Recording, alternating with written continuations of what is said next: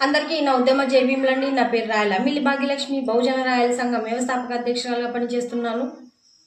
బీసీలకు రక్షణ చట్టం తేవాలే, బీసీల సంక్షేమ హాస్టల్స్లో బడుగు బలహీన వర్గాల పిల్లల కోసం నాణ్యమైనటువంటి చదువుని, నాణ్యమైనటువంటి భోజనాన్ని అందించాలి.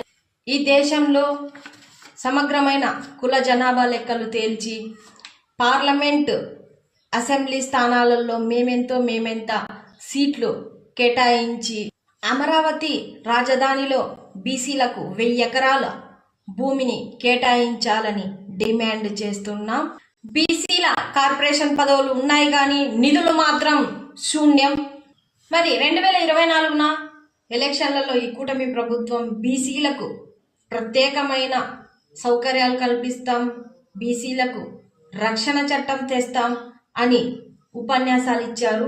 ఓట్లు వేయించుకొని గర్జనెక్కిన తర్వాత బీసీలను పట్టించుకోకపోవడం చాలా దుర్మార్గమైన చర్య. గతంలో వైసీపీకి పట్టిన గతే ఈ కూటమి ప్రభుత్వానికి పడుతుందని హెచ్చరిస్తున్నాం. జై భీమ్, జై హింద్.